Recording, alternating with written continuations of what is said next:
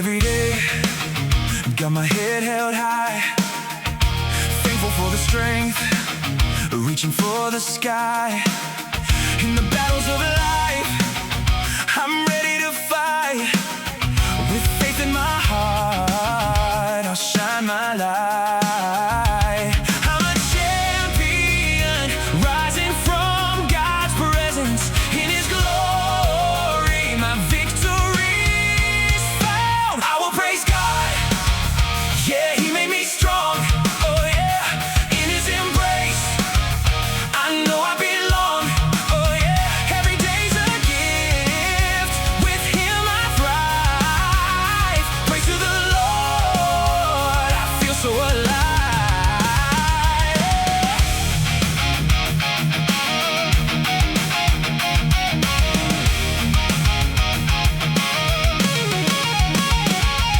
Every challenge I face, I know He's my guide. With courage and love, I'll take it in stride. No fear in my soul, just a fire inside. With God by my side, there's nowhere to hide. With each step I take, I rise and I grow. His power in me, it's a champion's flow. I will praise God, yeah, He made me strong. Hey, in His embrace, I know I belong. Oh yeah, every day's a gift. With Him I thrive. Praise to the Lord, I feel so alive. Champions unite, let the praises soar. In God's loving arms, we'll conquer more.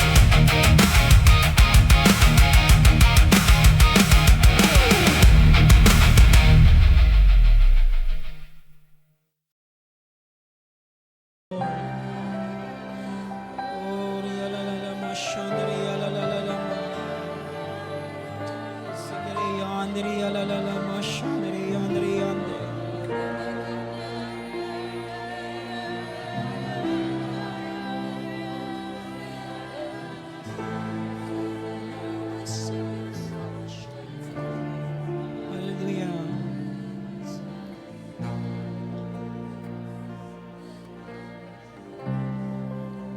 You know, the Bible says, for this reason also, God highly exalted Him and bestowed on Him the name which is above every name, so that at the name of Jesus every knee will bow, of those who are in heaven and on the earth and underneath the earth, and that every tongue will confess that Jesus Christ is Lord, to the glory of God the Father. I tell you, that name is powerful. The name that has power to stop the storm. The name that make all the enemy bow down at His feet. And that name He gave it to us. I said He gave it, that name, to us. That in Jesus' name every knee will bow. In Jesus' name every sickness and disease will bow. In Jesus' name every storm has to stop. Father, we thank You right now. Your name is power. Your name is authority. Oh, we thank You, Lord. We thank You, Lord. Oh, we bless Your name. Oh, what a powerful name. Oh, rialalama shandere, alalalama. love you, Lord. Oh, Jesus, we worship you. We worship you, Lord. Oh, rialalalama, sikere, andre, andre, sikere, andre, rialalalama, sikere, yakababababa. Oh, rialalalama, shendere, yalalalalala. Oh, Jesus, we worship you. Sikere, yakababababa. Come on, everybody, lift up your hands and begin to pray in the Spirit right now.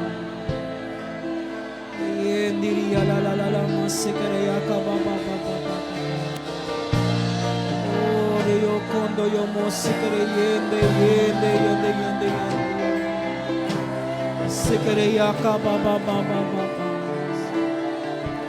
Oh, we bless you, Lord.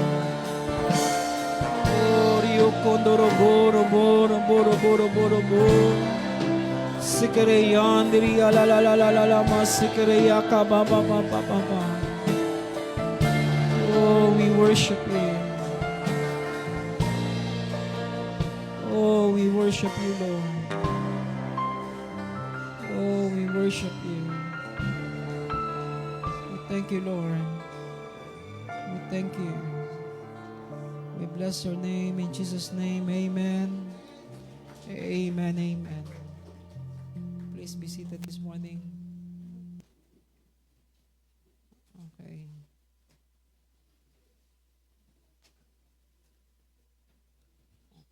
It's just a rain. Amen. Iba pag umulan ay nawawala. You know, the Bible says in John chapter 10 verse 23, it was winter and Jesus walking in the temple and the portico of Solomon. It's just a rain, it's not a winter. That's why we have to be in the church. Amen. Okay, last week we talked about the wall of defense. But how long we can defend?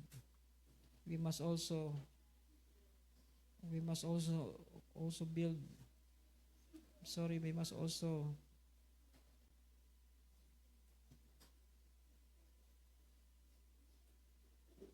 build an offense.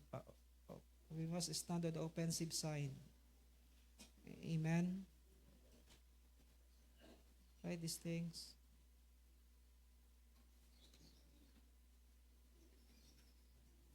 I don't know how right this statement is. Offensive action for kingdom advancement.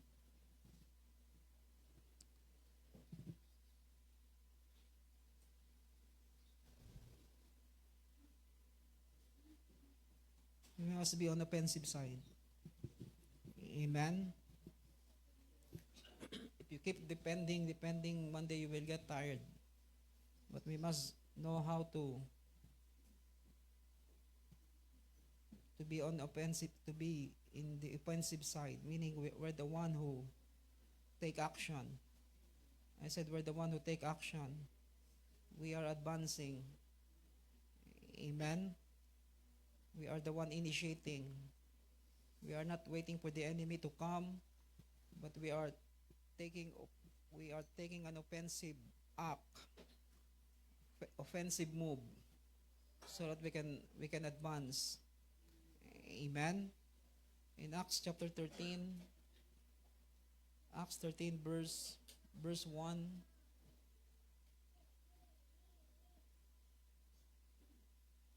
Amen. Acts 13 verse 1. Now there were at Antioch in the church that was there prophets and teachers, Barnabas and Simeon, who was called Niger, and Lucius of Cyrene and Manaen, who had been brought up with Herod the Tetrarch and Saul. While they were ministering to the Lord and fasting, the Holy Spirit said, "Set apart for me Barnabas and Saul for the work to which I have called them."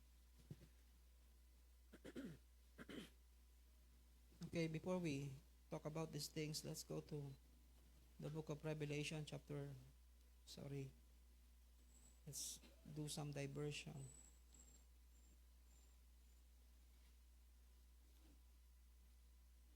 Revelation chapter 2. You know, the book of Revelation chapter 2 and chapter 3 talks about the seven churches. Amen. You know, I want you to understand these things. God will do an evaluation. I said God will do an evaluation. If you read the whole chapter of chapter 2 and chapter 3, God is evaluating the church. I said God is evaluating the church. Make sure when God evaluates us, we are ready for God's evaluation. That we are prepared to listen to Him concerning the things that we need to adjust, things that we need to keep faithful on what He deposited in us, what He entrusted into our life.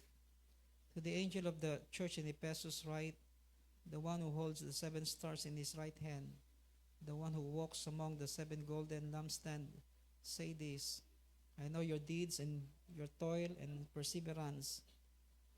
That's why all the statement about 7 churches, there are some sort of evaluation, some sort of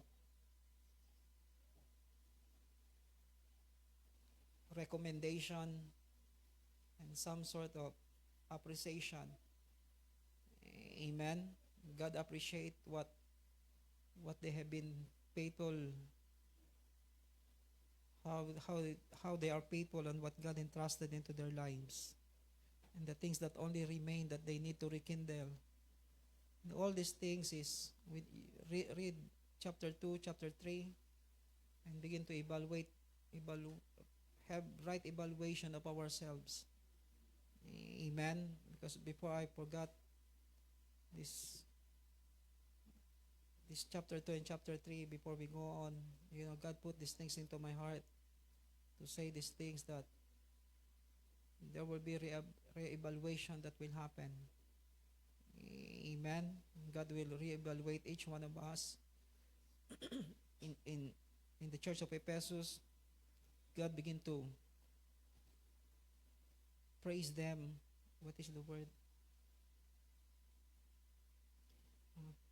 Commendation, appreciation. God appreciate them of how they appreciate all their deeds and toil and all the perseverance, that they cannot tolerate evil men, and you put to test those who call themselves apostles and they are not, and you found them to be false. But there are things that they need to adjust. There are things that they need to align themselves again, that their first love must be rekindled. Amen. Make sure the lamp is still shining, and there are things that they need to repent, so that God will begin to use them once again. In verse 8, in the church of Smyrna is the same. You know, all these things we need to use as an evaluation. Amen. And we will not read all the whole chapter of chapter 2 and chapter 3, but I encourage you to read all this chapter and use it as an evaluation to ourselves. Amen. What you have, what you lost, what you need to recover, and what you need to keep. Amen. All these things must become clear to us. Hello. Or else we think we are okay, but we are not okay. Amen. We cannot presume. That's why God evaluate the church. Amen. I said God evaluate the church. God re-evaluate the 7 churches to make sure they are walking on the right way, on the right path. They're still on the right track of what God called them to be. Amen. Because each one of us, we can say that every churches have different nature, different call, different running, different race, but all of us must carry the same spirit. I said all of us must carry the same spirit and walking on the same standard. I said walking on the same standard. That's why I personally use this scripture to reevaluate ourselves. Hello? Will you do these things? Amen? Read chapter 2, chapter 3, and then evaluate yourselves.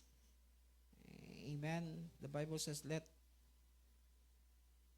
he who has an ear, let him hear. Because not everybody who has an ear can hear. Amen?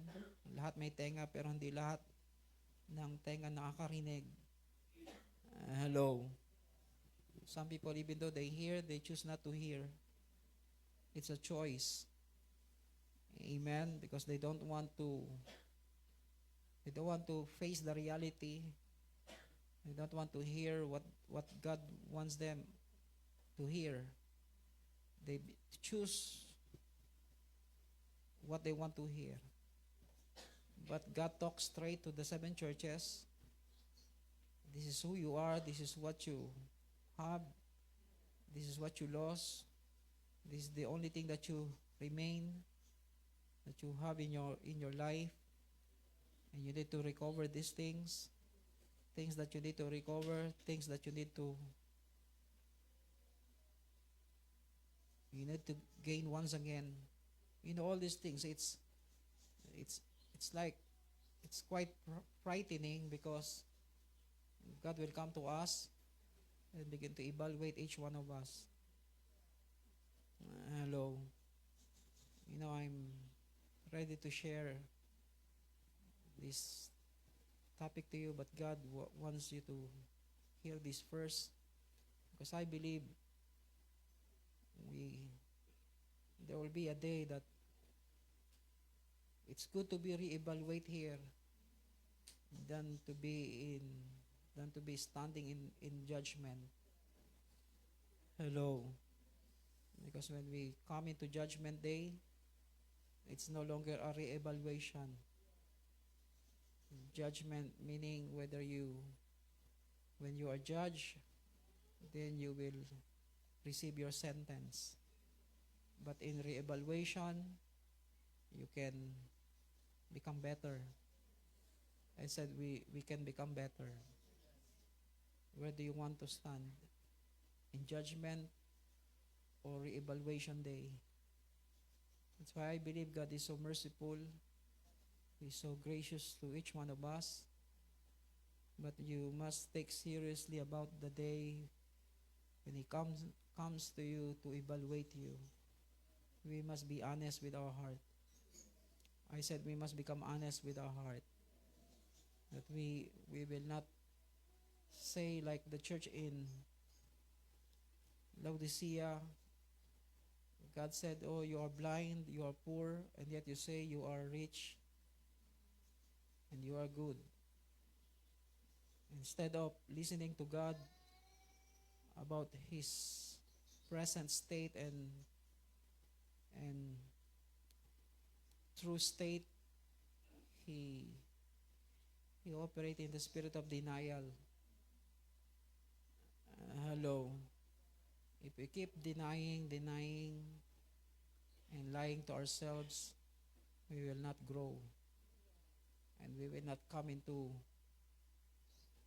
a place where God wants us to be. Because all of us are cold. I said, are we cold? We are cold by God. Meaning we are appointed for something. We are, what is the other meaning of cold? We are appointed, we are destined. We are destined to fulfill God's plan and God's purpose. That's why the Bible says, be faithful to your call. Amen. Be faithful, walk worthy of the calling of God upon our lives. That's why when you read these 2 chapters, make sure you sleep. Some of you, you look at your Bible but you are sleeping. I know you. When you read this 2 chapters, make sure you have a good evaluation. Not you evaluate yourself, but let God evaluate you. Every time you evaluate yourself, you say, oh, I'm good, I'm okay.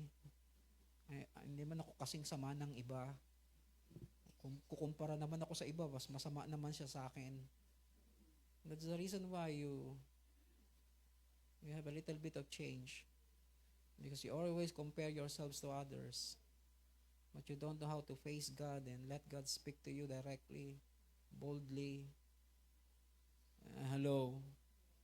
If you compare yourselves with others, of course you are good than them. Hello. Maybe you are qualified to have a halo on your head.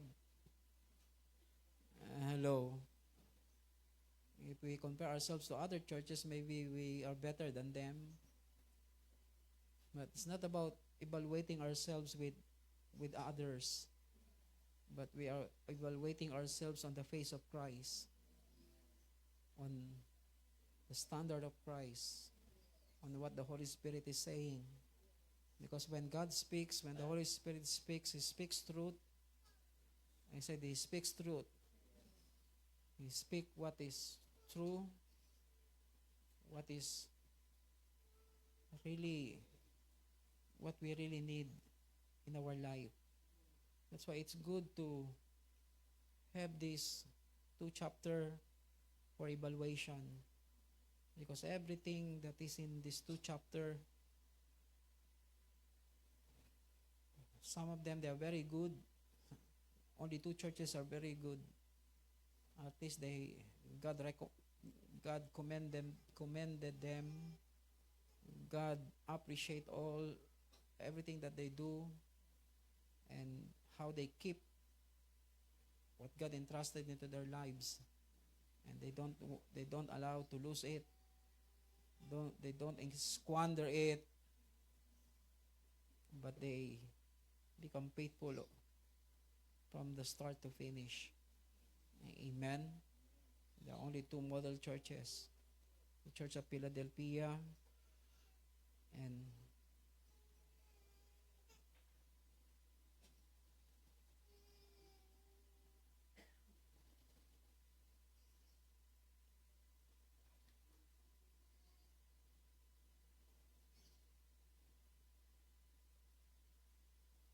the Church of Smyrna.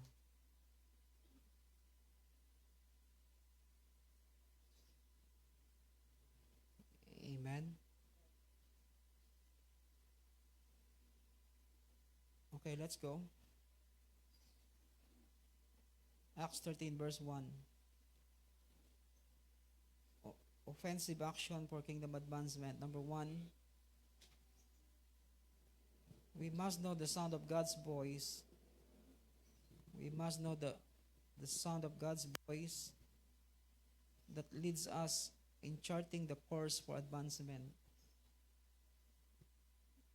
We must know the sound of God's voice that lead us in charting the course for advancement. One of the things that put us into an offensive action is when we know the voice of God. I said when we know the voice of God. Because we cannot do things just by our own self. We must be commanded by God. We cannot just go into war because we want to go to war. That's the problem of the people of Israel when they want to fight the people in AI, not artificial intelligence. Hello. But the land of AI. Amen. Do you remember the story? They want to go because they want to take a revenge, but God is not commanding them to go, and yet they and still they go. What happened to them? They are defeated by the enemy. Amen. That's why it's important for us to know the sound of God's voice. Why? Because He is the one that will chart the course for us. Amen. Meaning He is the one leading the way. He is the one to give us the roadmap for us to know exactly the place where God wants us to be. Amen. We cannot walk in this journey just walking and walking and walking, knowing where we are going. Amen. We must become sure. That's why it is God that will lead us in charting the course for advancement. Some people, they go everywhere they want to go. Every invitation they go, every open door they enter, every opportunity they take, and for them they thought God is the one who lead them. No, not every open door is for us. Not every opportunity is for us to take. We must know the sound of God's voice that will chart the course for us, that will give us the roadmap, the exact place, the exact time, the exact action that we will take so that we can advance. Amen. That's why offensive action is when we hear the sound of God's voice, knowing the sound of God's voice that leads us in shorting the course for advancement. Write these things under point number 1. We are no longer moving by aspiration, but by inspiration of the voice of the Holy Spirit. We are no longer moving by aspiration, but by the inspiration of the voice of the Holy Spirit. The problem is we as people begin to aspire all things, aspire many things. Do you know the word aspiration? Hindi yung sakit. Hello. I said, Regina died because of aspiration. That's what the doctor said. But aspiration is something rising in your heart that you want to do. Lord, I want to do this. Lord, I want to go there. Lord, I want to. It's also like the same word of ambition. Hello, but aspiration is self-inspiration. Hello, something that is rising by your own self, but it's not from God. Amen. Hello, some people are aspired to do. Amen. They are aspired to do something. They always want to do something. They always desire to do something. But aspiration is different from inspiration. Amen. Inspiration comes from divine activity of God in our life. It's a divine influence of God inside our spirit. Amen. That's why we can do an offensive action when we are no longer moving by aspiration, but by inspiration of the voice of the Holy Spirit, meaning there is a divine influence that moves us. I said there's a divine influence that moves us. Problem is not the one moving you. Circumstances is not the one moving you. Hello. Negative situation is not the one moving you, but there is a divine influence.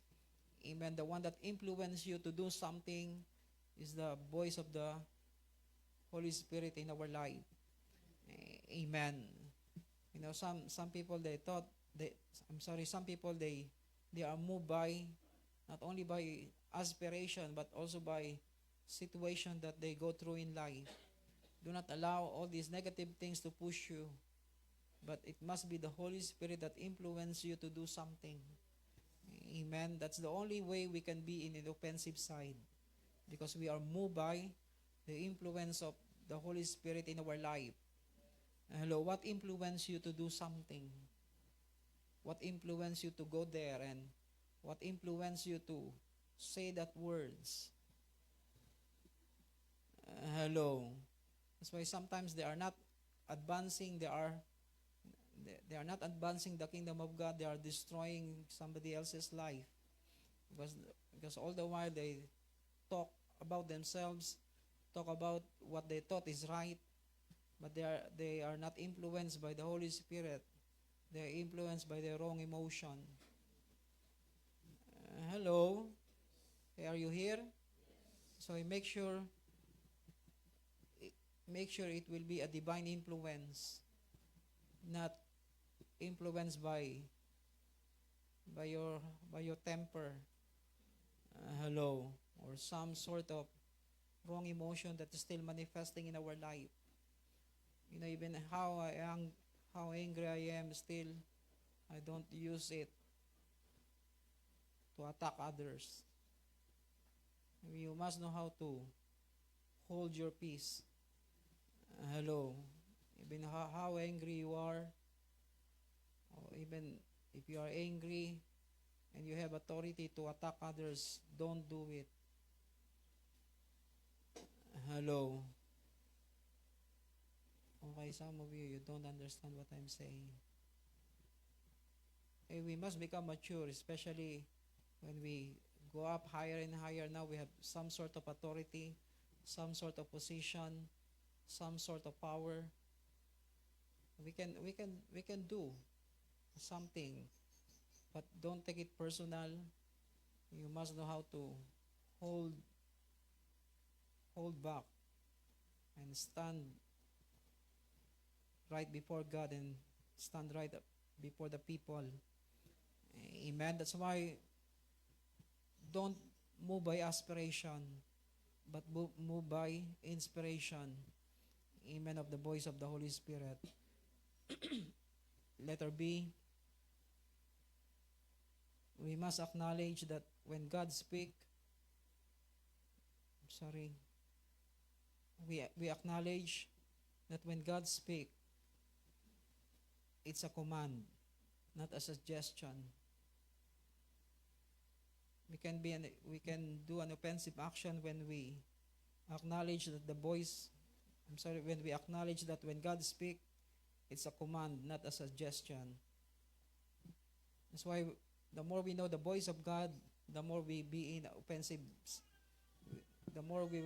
in an offensive side.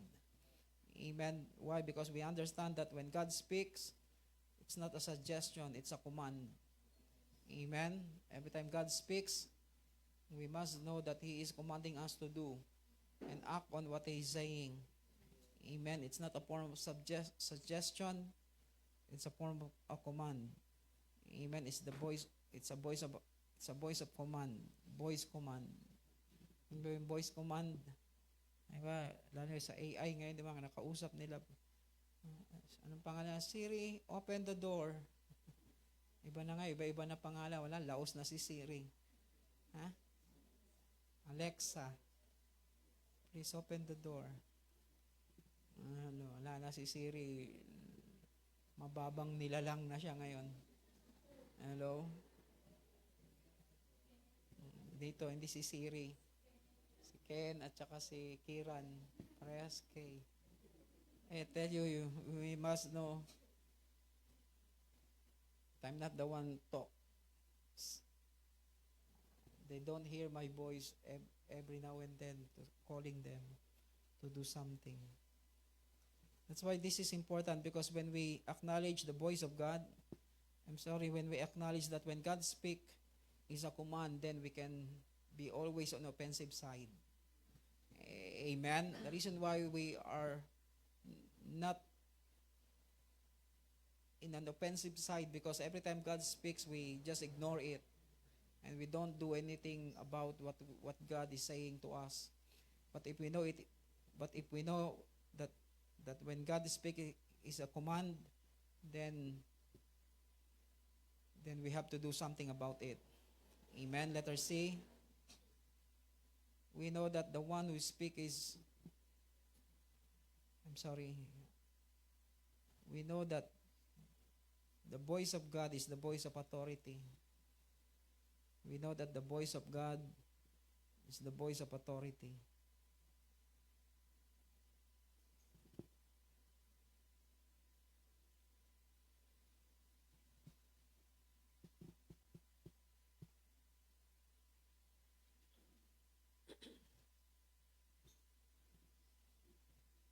The one who speak, the one who speak is the one who is in authority. And we have no choice but to obey. I said we have no choice. The only choice we have is to obey. And if we know that principle, then we will always take an offensive action. Amen. Why? Because He is all authority over our life. And if we walk under authority, then we can exercise authority. I said if we walk under authority, we can exercise authority. That's why every time God speaks, we must know that it is the voice of authority. The voice of God is the voice of authority. And when we subject ourselves into that voice of authority, then we can exercise authority. I said we can exercise authority. And if we live that way, then we can advance. We can do offensive attack against the enemy. I said we can do offensive attack against the enemy. Letter D.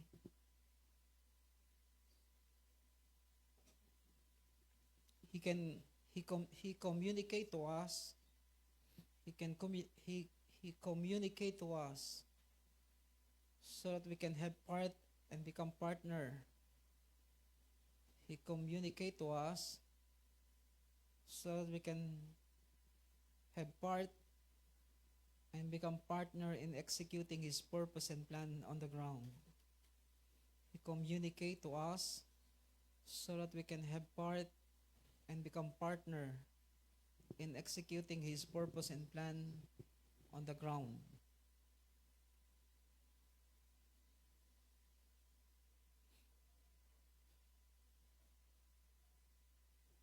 That's why in the church of Antioch there were prophets and teachers. Amen. Meaning there's a portal on which God can communicate to the people so that they can advance. I said in the church of Antioch there were prophets and teachers, meaning there is a portal where God can communicate, where God can talk to His people for advancement. That's why the church of Antioch, they are ready to take the city. Why? Because there is a portal in that church so that God can talk to, communicate to, so that this church become part and partner of executing God's plan and God's purpose on the ground. This is important because we cannot stay on the four walls. God wants us to go outside. But we cannot just go because we want to go. There must be a portal on which God can communicate for advancement. Amen. And the church of Antioch, the Bible says there were prophets and teachers. Amen. He communicated to us so that we can have part and become partner in executing His purpose and plan on the ground. That's why every time God talks to us, because He wants us to have a part of what He is saying. Not only have a part of it, but become partner in executing. Become partner in execution. Amen. That's why if God is communicating with us, we will never become idle. There's always inspiration in our hearts for advancement. I said we are always inspired to advance. Why? Because every time God speaks, He wants to partner with us for execution. So we will never be just sitting down and standing. We will go out and do something. The reason why people are not doing anything, because there's no portal in their life where God can communicate with them, to them. Hello. Hey, what line of communication you have that moves you every day? Hello. how God communicate with us so that we can take action. Hello, are we here? Hello. Hey, that's the problem because we just communicate to ourselves, Lord, how better I am? Lord, okay ba ako? Pogi ba ako? I don't know you. And some people, they always want to hear God talking good about them. Everything is about how good they are, how better they are.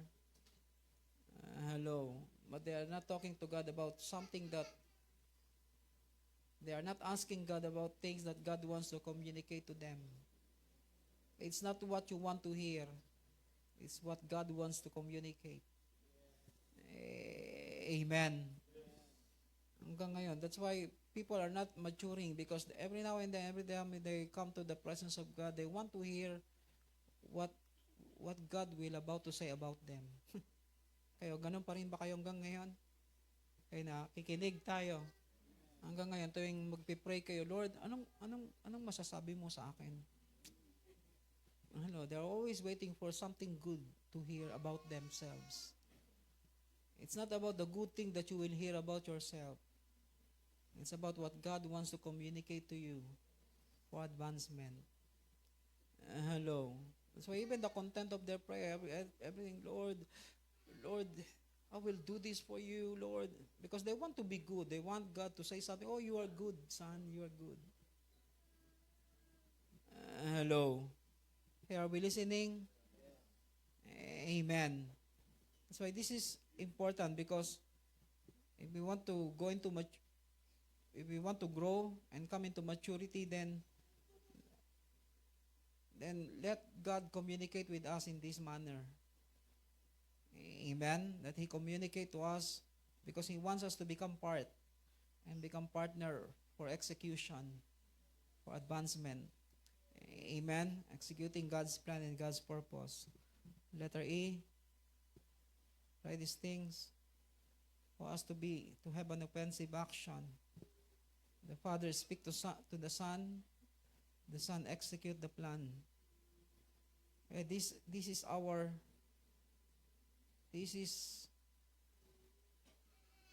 sorry. What is the word? The Father speak to the Son execute the plan. Meaning, we must be in this kind of relationship with God.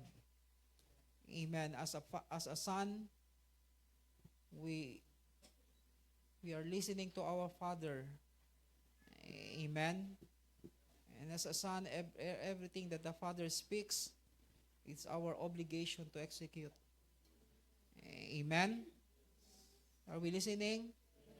Or do you want to carry the baby? Some of you don't know. Get married. Hello, and have a baby. Rather than looking around and hello, I don't know what happened to you. Oh no, Lord, it's a holy envy. No, it's not a holy envy. I don't want to say the word. Are you here? Hello. It's because your mind is distracted. That's why the Father speaks to the Son. We must understand that our relationship with the Father is to obey and do whatever He says to us. Amen. We must standing on that point of relationship that we're here to obey. We are here to execute the Father's will and the Father's purpose.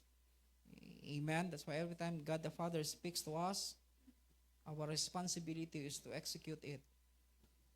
I said our responsibility is to execute it. Not only to listen to it and enjoy what He is saying, but the very purpose why the Father speaks to the Son, so that the Son will execute what the Father had said. Amen. Jesus said, everything I heard from the Father is what I do. Everything I see from the Father is what I manifest before you. That's why that must be our relationship with Him. Number two, offensive action for advancement. Number two, the power of a submitted and yielded life to the leading of the Holy Spirit. The power of a submitted life, the power of a submitted and yielded life to the leading of the Holy Spirit. You know, we know the song, one soul can make a difference. Amen. Just one soul, one person who are yielded, totally submitted to God can make a difference. Amen. You know, the problem is we are submitted to God 20%. That's our problem. Amen. But 100%, 120%, sometimes we deal with God, Lord, this is the only thing this is the only portion I will yield to you, but this portion is mine. Don't take it. Don't enter into it. That's why we see a little bit of power of God manifesting. At every parts of our life that we yield and submit to God, God will empower it. God will use it to make His supernatural power to flow upon our lives. That's why when we become submitted and yielded, we can easily advance God's kingdom. I said we can easily advance God's kingdom.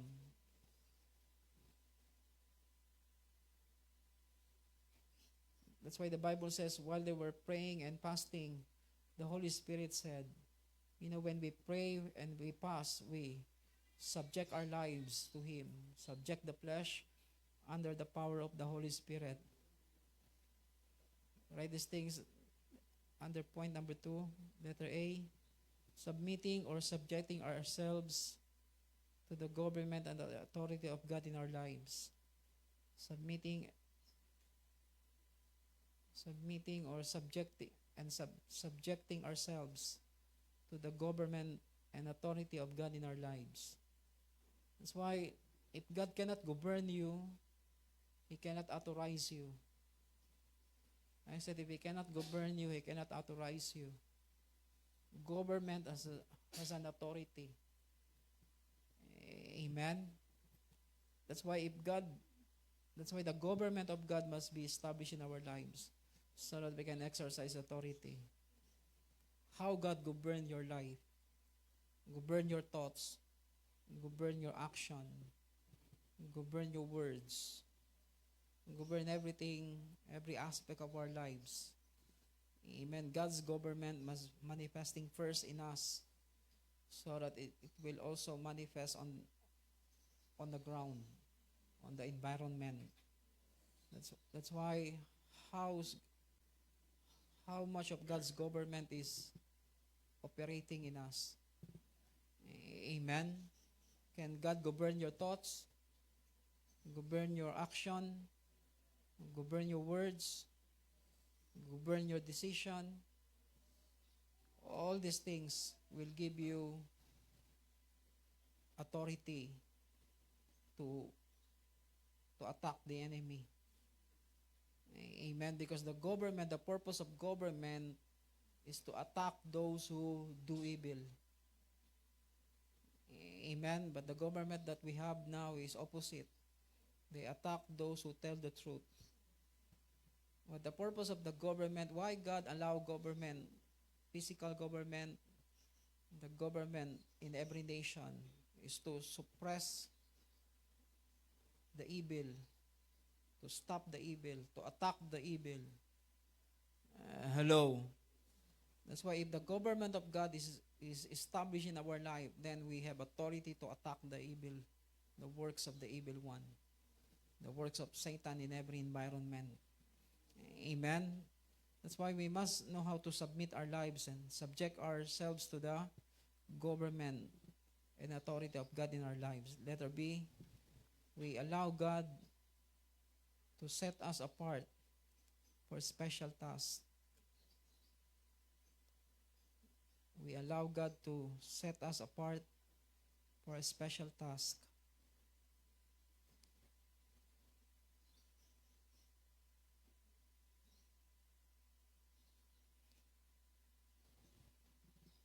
You know, if you know that you are set apart, then you can advance.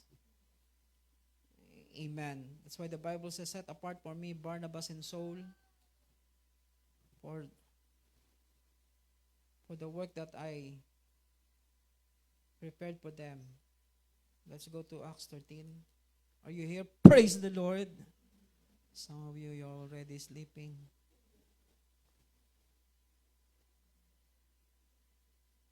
Please don't sleep. Some of you, you're not sleeping, but you are distracting others.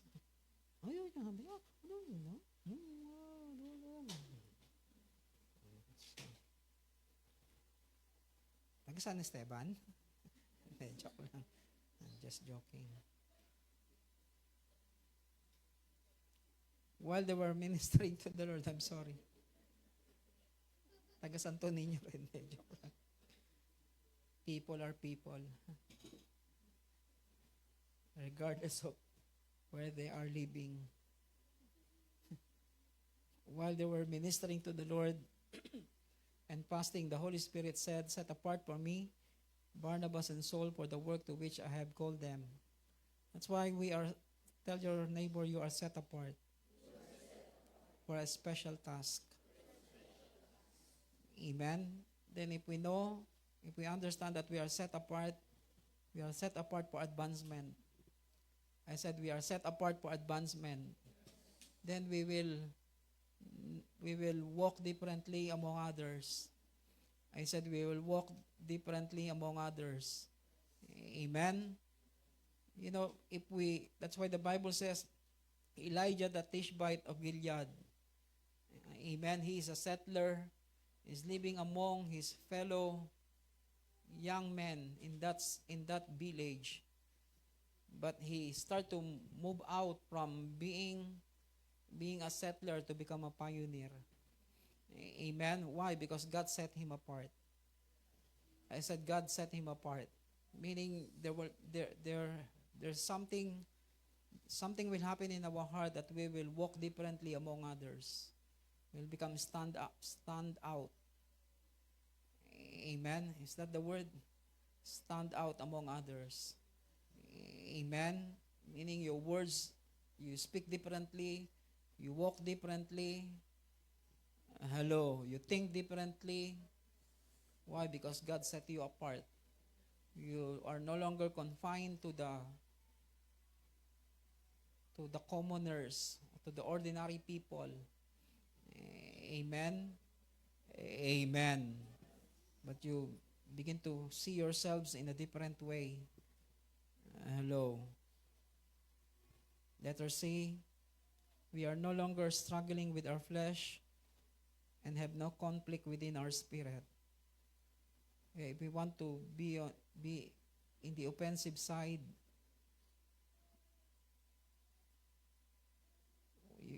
we are no longer struggling with our flesh and have no conflict within our spirit. Meaning, there's no struggle anymore with ourselves. Amen. You know, the greatest enemy is not the devil, it's yourself. Amen. The enemy can easily kick out. Hello. But the problem is yourself. You don't want to kick out your own self because you love yourself so much. Amen. Because you love your flesh. You don't want to. You keep ignoring what God is saying because you enjoy it too much. If we are still struggling with ourselves and have conflict within our spirit, meaning every time God speaks, we cannot say yes immediately because we know there's some sort of struggling and there's a conflict within our spirit. Amen. Oh Lord, I'm not ready for it. Lord, I'm not prepared for it. But Barnabas and Paul, they have no conflict within their spirit. Amen.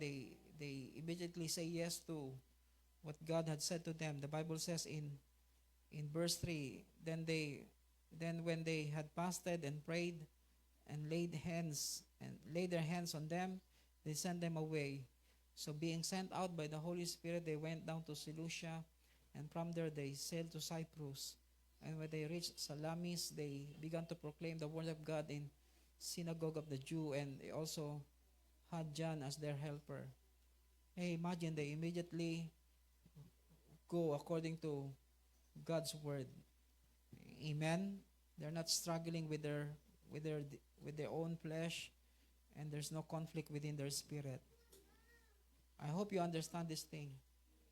Amen. Because sometimes every time God speaks, the first thing that hinders us is not the devil, it's ourselves. Hello. Then you keep rebuking in Jesus' name. I want to go in Jesus' name. It's not the devil, it's you. Because you know you are not ready for it. Because you know you are not prepared for it. Hello. Letter D. For us to be in offensive side, for advancement, we are partnering with the Holy Spirit to start a fresh move. We are partnering with the Holy Spirit to start a fresh move.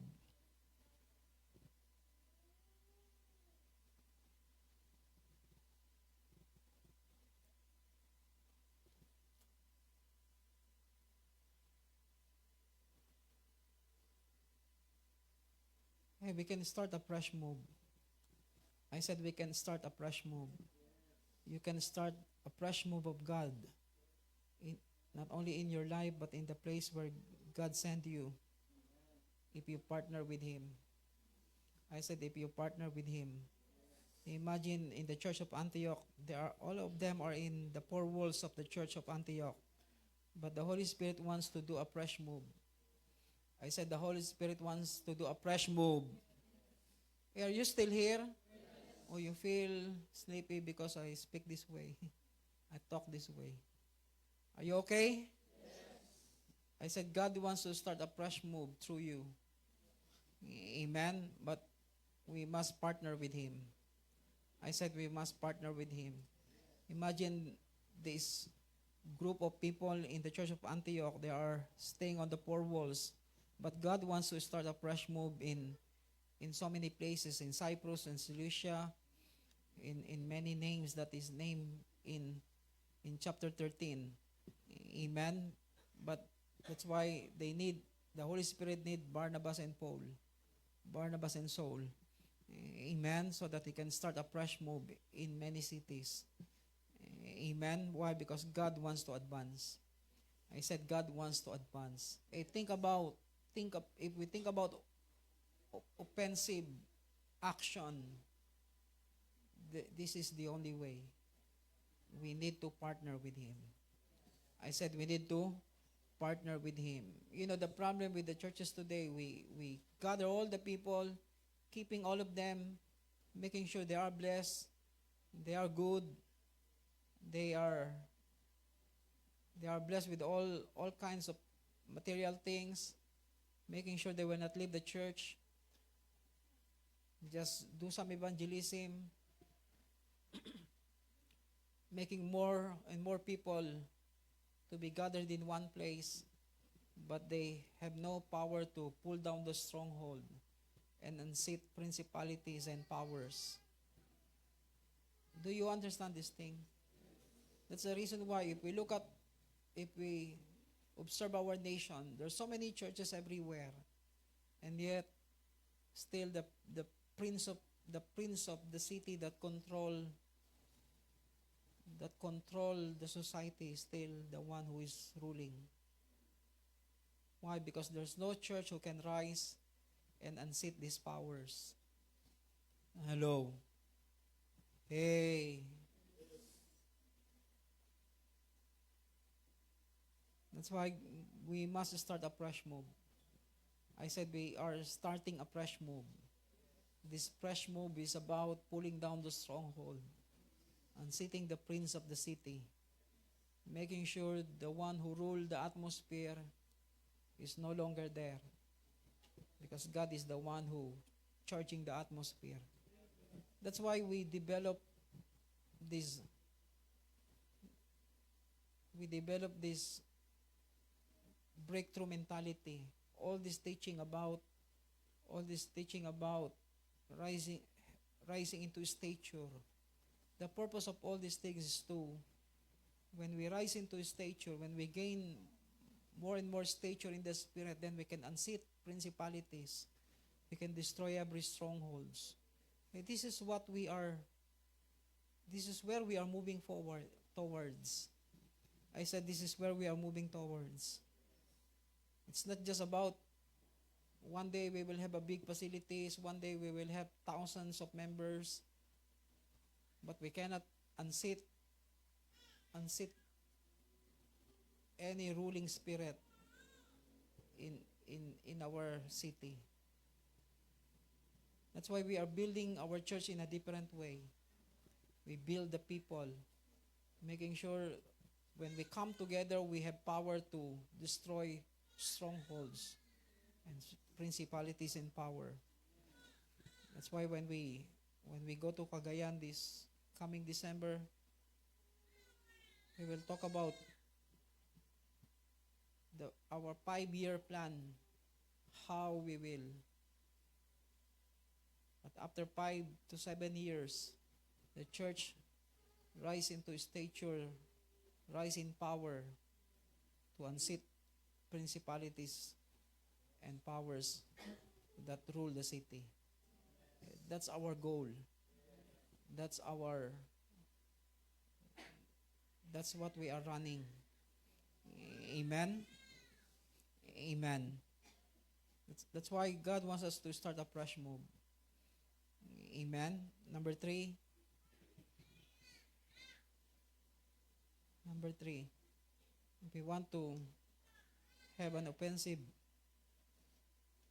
action for advancement, the ministry of prayer, worship, and fasting are offensive weapon for advancement. The ministry of prayer, worship, we are no longer fasting every Friday. Hello, kailan tayo magre-resume ng fasting? Sabi naman, kayo lang naman ayaw eh. Kailan tayo mag-start? Sorry. Pagbalik na galing Malaysia. Kasi kakain pa, lalamon pa doon, hindi kakain, lalamon pa. The ministry of prayer, worship, and fasting are offensive weapon for kingdom advancement. Amen. The Bible says, while they were ministering to the Lord and fasting, the Holy Spirit said, in verse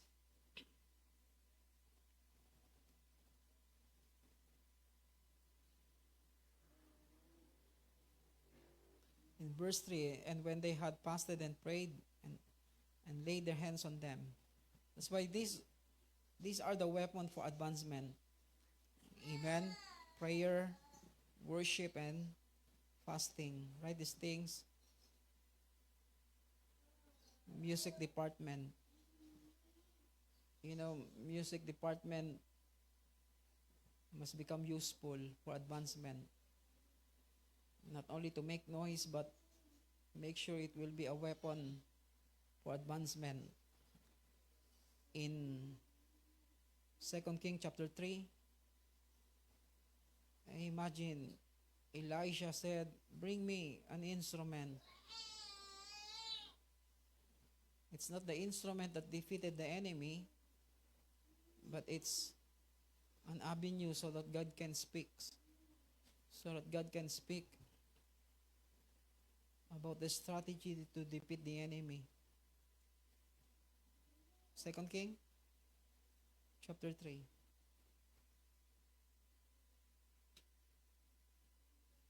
Verse 14.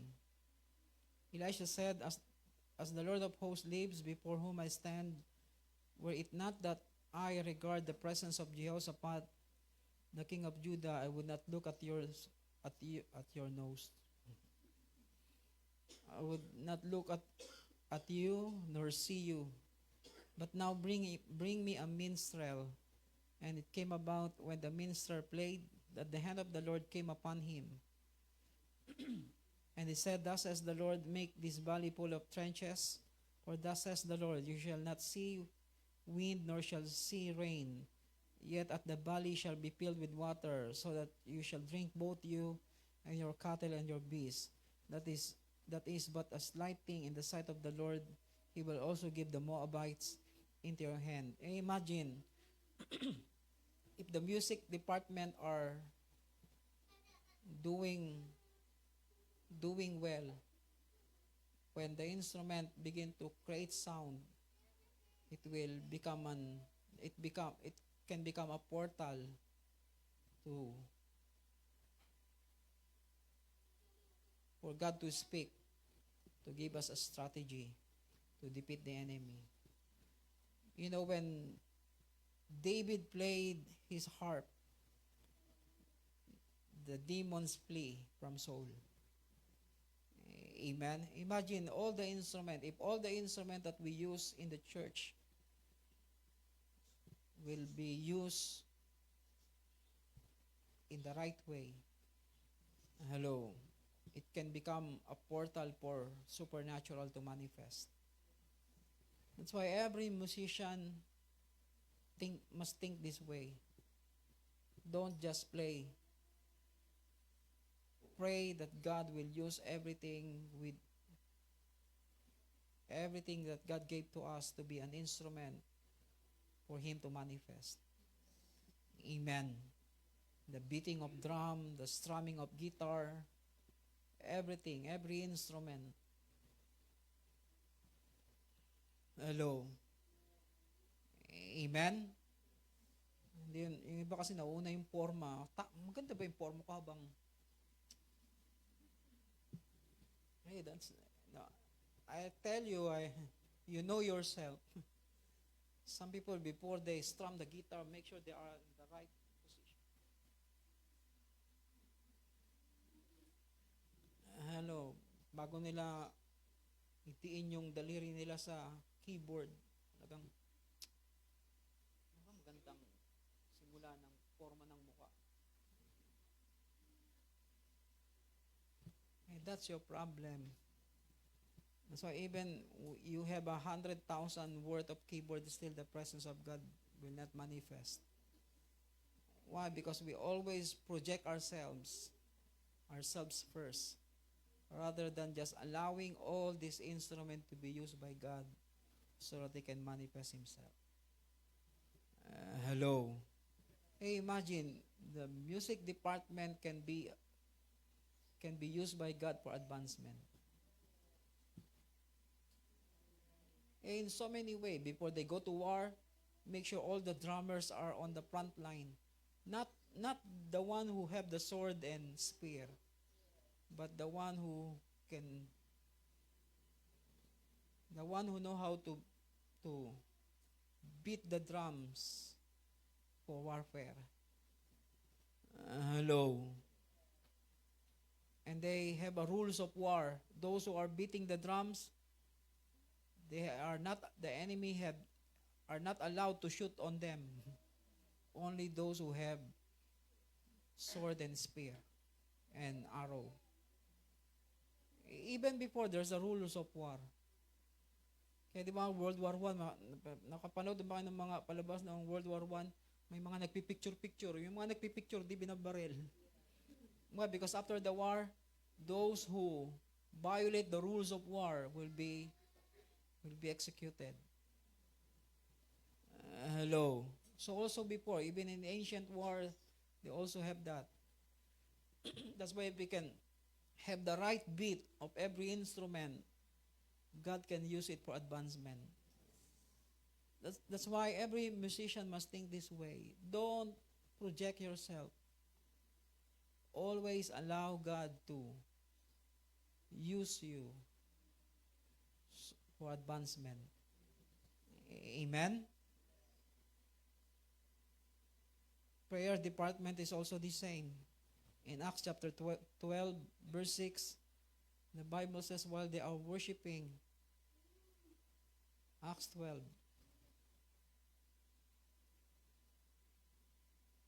okay, just give me another 15 minutes, then we're done. Acts 12, tagal naman ng 15. Pwede ba 10 na lang, Daddy? Acts 12 verse 6. On the very night when, I'm sorry, tulog yata ako nito. Is it Acts 12?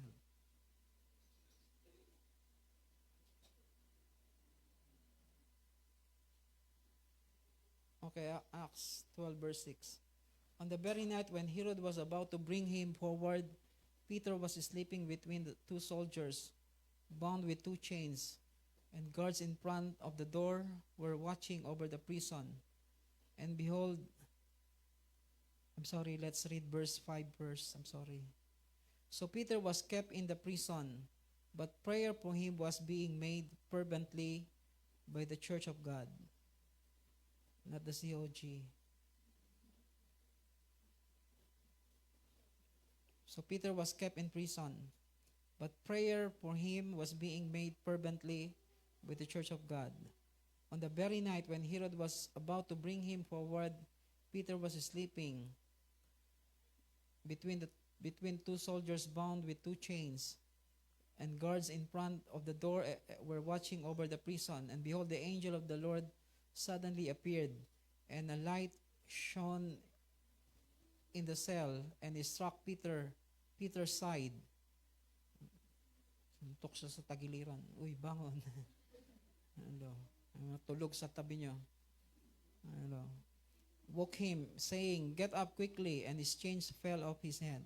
Imagine, because of prayer, even those who are in prison can be free, can be set free. Amen? Acts 16 verse 25. Acts 16 verse 25. That's why become active in prayer group. In verse 25, only one of you say yes. I said become active in prayer group. In verse 25, but about midnight, Paul and Silas were praying and singing hymns. Hey, imagine, even the singing can be used by God for advancement. Amen? Singing hymns of praise, not solemn, but praise song. Hindi ko alam kung nakakanta nila, alive, alive, alive forevermore. Then suddenly, the foundation of the prison cell is shaking. Hello. Hello. Singing hymns of praise to God, and the prisoners were listening to them. And suddenly there came a great earthquake, so that the foundation of the prison house were shaken, and immediately all the doors were open, and everyone's chains were unfastened. Hey, imagine God can use all these things so that we be in an offensive advancement, offensive attack for advancement. Amen. Write these things about prayer. We cannot be defeated when we become the powerhouse of prayer. We cannot be defeated when we become the powerhouse of prayer. We cannot be defeated when we become the powerhouse of prayer. That's why if the church become a house of prayer, the church cannot be defeated. Amen? That's why all of us must get involved. Right? These things, heaven will always be open. Heaven will always be open. Heaven will be always open because of the prayer. Because of the prayer in the house. Because of the prayer in the house.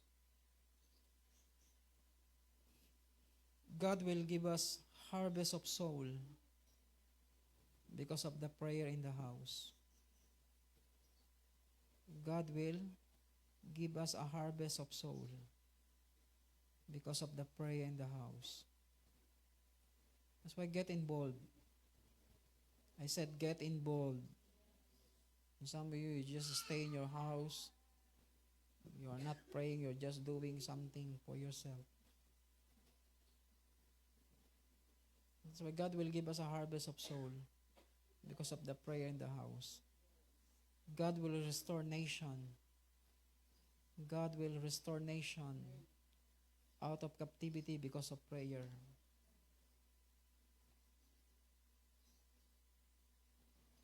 God will restore nation out of captivity because of prayer.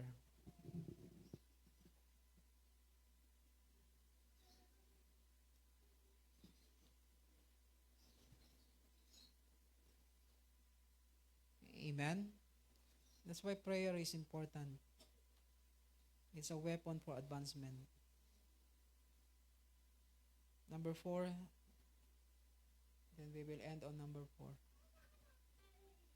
The church must produce good and competent leaders that will be released for the work outside. The church must produce good leaders. The church must produce good leaders, good and competent leaders, that will be released for the work outside.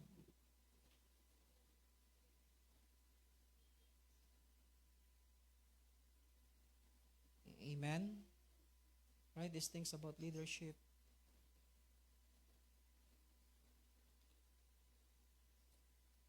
Leaders must have a mentality to finish the task and assignment.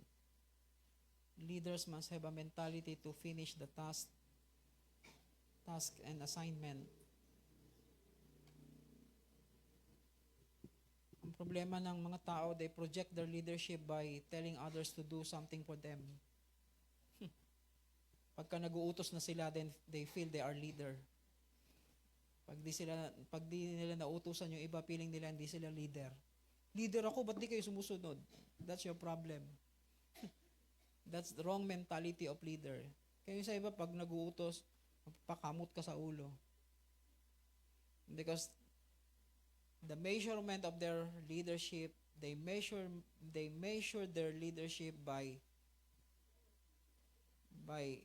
telling others to do what they want. Pagka nakita nilang sinusunod sila, doon nila na susukat na leader talaga sila kasi sinunod sila. No, that's wrong measurement of your leadership. Measure your leadership by having mentality to finish what God tasked you to do. Not by telling others to do something for you. Hello. Leader ako tapos di mo ko sinusunod. That's the reason why you cannot appoint you as a leader. God cannot appoint you as a leader. Because you measure your leadership by how people respond to you. No, it's not how people respond to you. It's how you respond to God. Because if you respond to God, even if you don't command the people, people will support you and obey you and follow you. Hello. Amen. Abot mo nga to. Hello.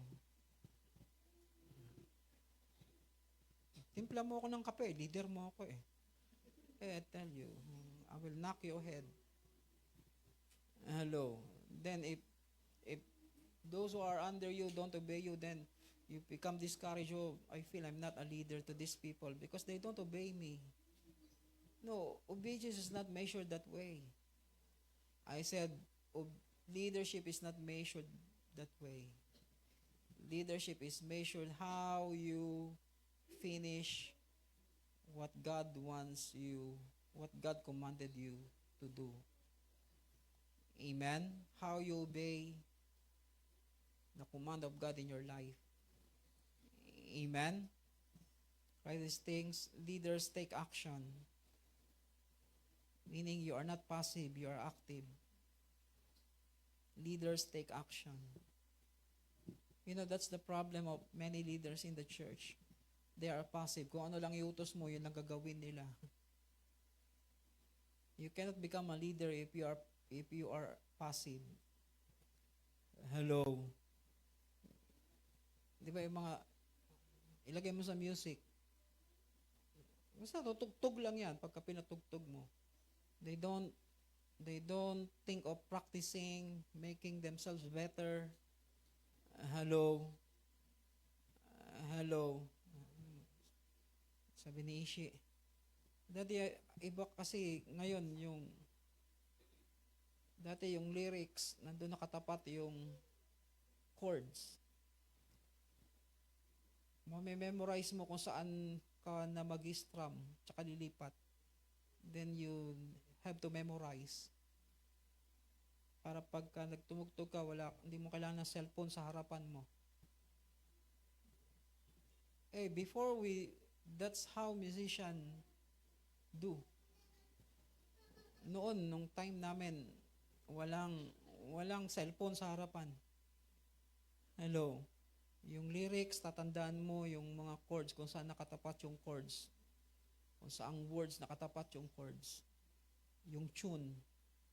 Kaya alam mo kung saan kababagsak ng chords. Ngayon, hindi. Because we don't want to use our mind anymore. We don't want to memorize. Hello. Kaya ba wala nang memorya? We memorize all the song.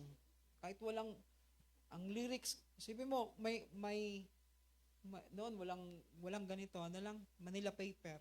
Pero sasabihin nag-Manila paper ka pa, pero sabihin mo, okay, everybody close your eyes. What's the use of Manila paper? All the lyrics are there. Nililipat mo. Lahat naman nakapikit, wag mo na ilipat.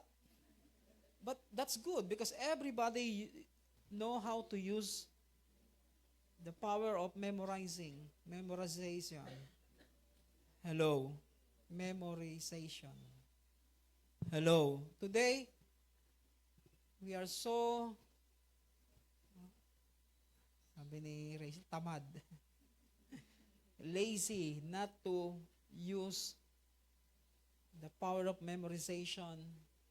We don't memorize anymore. We just rely on all the gadgets.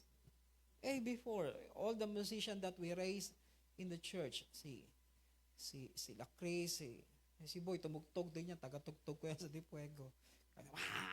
Kailangan mo, lagi ka may 3 extrang string.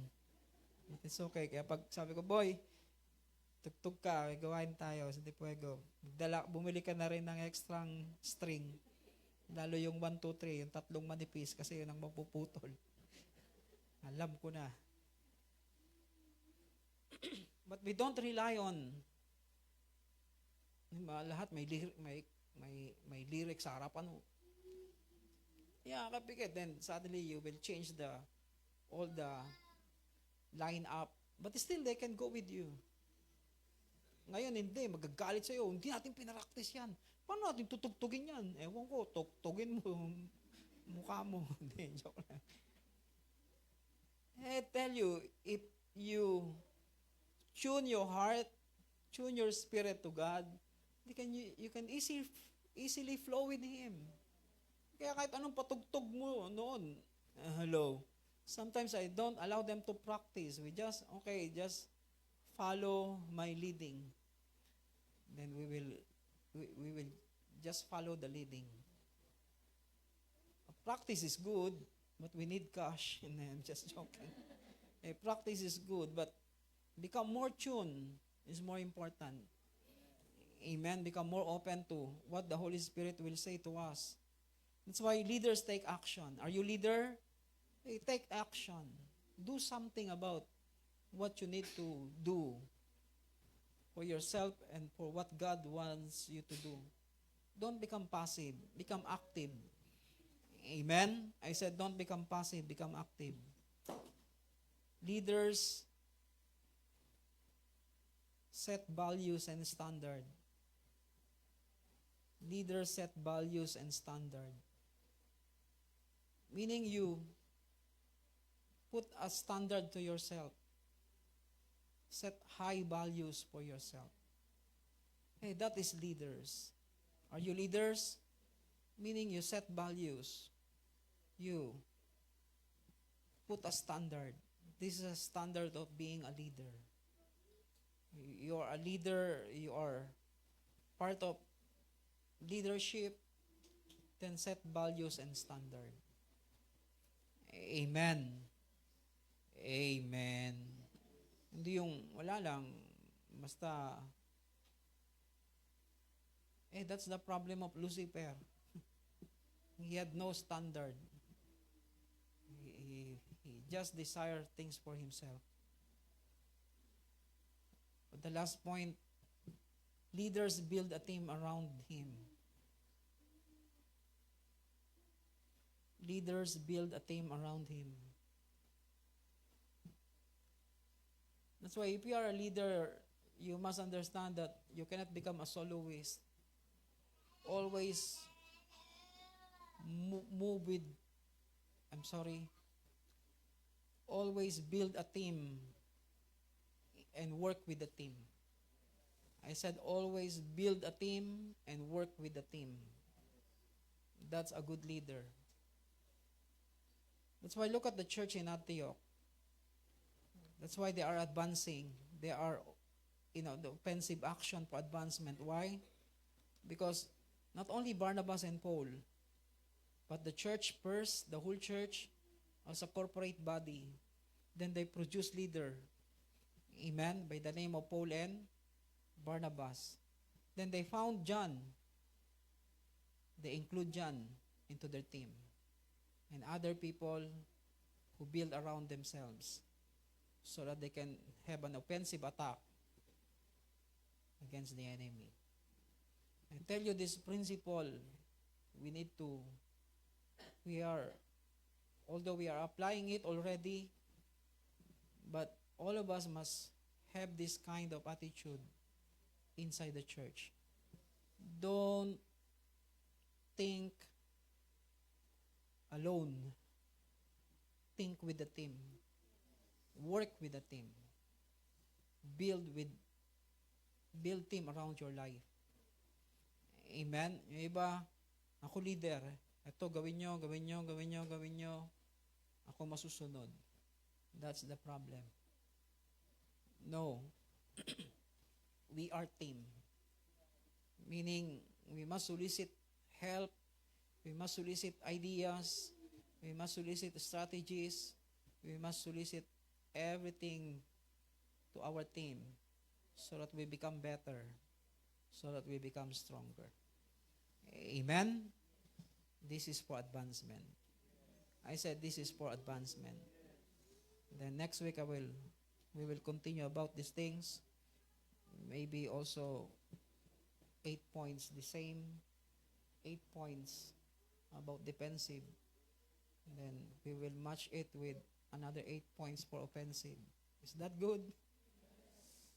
May isang Sunday pa tayo, di ba? Amen. Next Sunday, then next. Then we'll be in Malaysia. Let's all stand. Let's thank God. Father, we thank you right now that you appoint us, O Lord, to advance. You called us to advance. Not just to depend, but to advance. To be on offensive side. The Bible says in Joshua chapter 1, the Bible says, God said to Joshua, don't stay where you are. Don't stay in the wilderness. Arise, cross this Jordan, you and all these people, to the land which I am giving to them, to the sons of Israel. Every place on which the sole of your foot treads, I have given it to you, just as I spoke to Moses from the wilderness and this Lebanon, even as far as the great river, the river Euphrates, all the land of the Hittites, as far as the great sea, toward the setting of the sun will be your territory. I tell you, we are for advancement. We are for offensive attack against the enemy. Don't stay where you are. Don't stay on your comfort zone. Go out and take action. Go out and take an offensive attack. Because God wants us to take territory. The Bible says no man will be able to stand before you all the days of your life. Just as I have been with Moses, I will be with you. I will not fail you or forsake you. But this promise can only be manifest when we take action, when we advance, when we are in offensive state. Then we will see the hand of God moving upon our lives. We will see the power of God manifesting upon our lives because we are advancing. We are in offensive side. Be strong and courageous, for you shall give these people possession of the land which I swore to their fathers to give them. You know, I want to say these words to you this morning. You know, some of you know, the Lord is saying, don't become stagnant. Be on the offensive. Always have an offensive mindset. Don't just depend the ground or yourself, but do something that will be on offensive state. That you think about advancement. You think about taking new grounds, taking new territory, thinking about advancing, thinking about breakthrough, thinking about something that will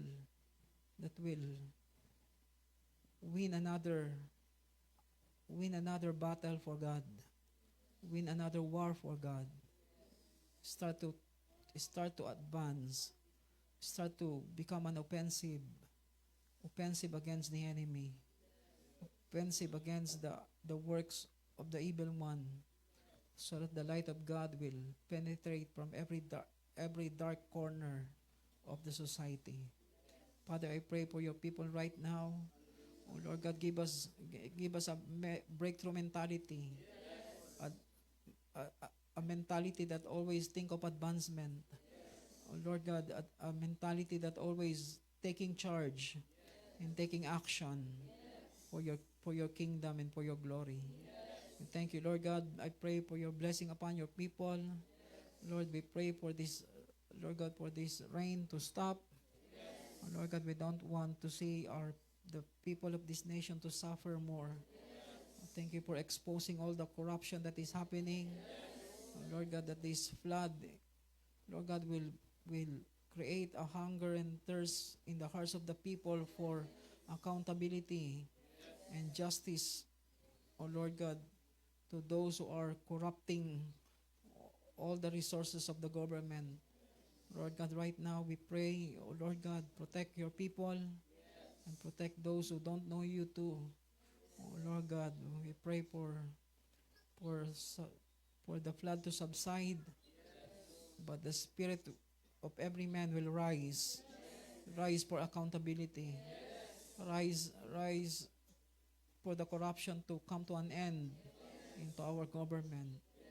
Lord God, stir up the hearts of your people to cry out for justice, to cry out for accountability, to cry out for clean government. In Jesus' name. Oh, bless your people, I pray. Oh, bless all our relatives and our loved ones. Let your hand of protection be upon them. Let sickness and disease be healed in Jesus' name. Oh God, let all the works of our hands be blessed. Let our resources be multiplied. In Jesus' name. We thank you, Lord, and we bless you. Amen. Amen. Amen. Any announcement? None? Wala announcement? Okay, wala. God bless you and bless one another.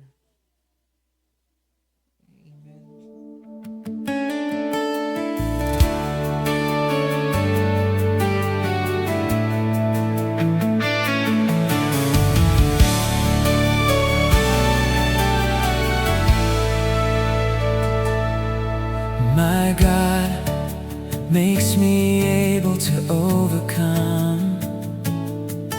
I've been delivered by the blood of the Lamb. His love makes me ever victorious. He is making me stronger every day.